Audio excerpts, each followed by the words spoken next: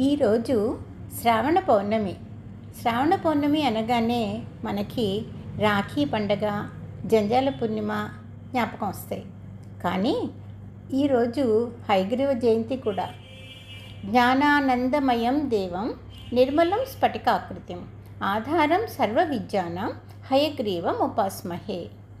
ఈ శ్లోకం యొక్క అర్థము సర్వ మంత్రశాస్త్ర విద్యలకు ఆధారమైనవాడు, బాహ్య అంతఃస్వరూపము తెలిసినటువంటి స్ఫటికము వలె నిర్మలమైనటువంటి ఆకృతితో జ్ఞానానందమయుడైన స్వామి నీకు నమస్కారం అని అర్థం.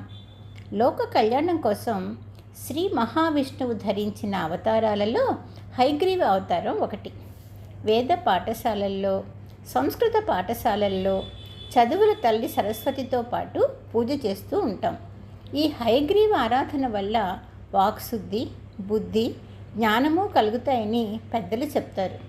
హయగ్రీవుడు లలితా సహస్రనామ స్తోత్రమును అగస్త్య మహర్షికి అంగన్యాసపూర్వకంగా ఉపదేశించినట్లు బ్రహ్మాండ పురాణం, ఉత్తరఖండం, శ్రీ హయగ్రీవ అగస్త్య సంవాదం అనే కావ్యం వలన మనకు తెలుస్తుంది. పూర్వము హయగ్రీవుడని రాక్షసుడు మహాదేవిని ఉద్దేశించి తీవ్రంగా తపస్సు చేశాడు.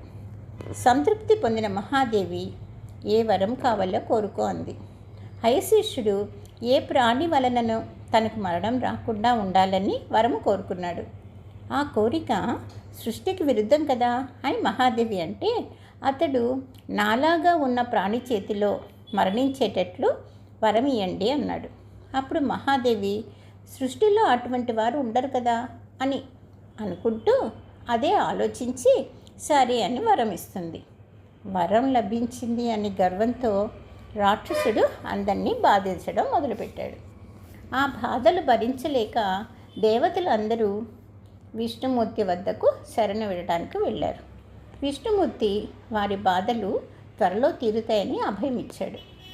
దేవదానుల యుద్ధం వలన విష్ణుమూర్తి అనేక సంవత్సరాలు యుద్ధం చేయవలసి వచ్చింది.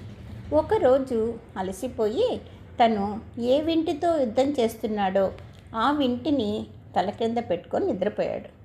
అది చూసిన దేవతలు భయంతో ఈశ్వరుని వద్దకు వెళ్ళారు. ఆయన వింటిని కదిలిస్తే నిద్రాభంగం కలుగుతుంది కనుక, అలా చేస్తే నిద్ర లేస్తే ప్రమాదం కనుక ఒక క్రిమిని ఆ పని చేయడానికి ఒప్పించారు. ఉపాయంతో ఆ పనినే యుద్ధానికి ఉపయోగించారు. ఆ క్రిమి వింటిని కదిలించకుండా అది సంధించి ఉన్నందువల్ల ఆ తాడు తెగి విష్ణుమూర్తి శిరస్సు తెగిపోయింది. భయంతో దేవతలందరూ మహాదేవిని ప్రార్థించారు. ఆ తల్లి, ఇది దైవ సంకల్పం, ఒక హయం శిరస్సు తెచ్చి అతికించమని చెప్పారు. దేవతలు ఒక హయం కోసం వెళ్ళి ఒక హయం శిరస్సు తెచ్చి అతికించారు.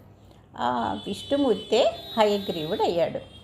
అలా హయగ్రీవునితో యుద్ధము చేసిన హయశీర్షుడు హతమయ్యాడు.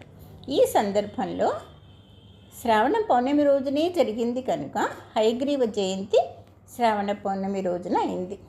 ఆ రోజున లక్ష్మీ సమేతుడై దర్శనమిచ్చారు.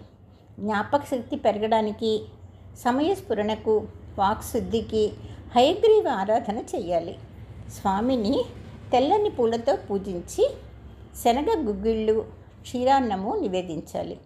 యాలకుల మాల వేయటం కూడా మంచిదే. వేద అధ్యయనం ప్రారంభించడానికి హయగ్రీవ జయంతి చాలా మంచి రోజు.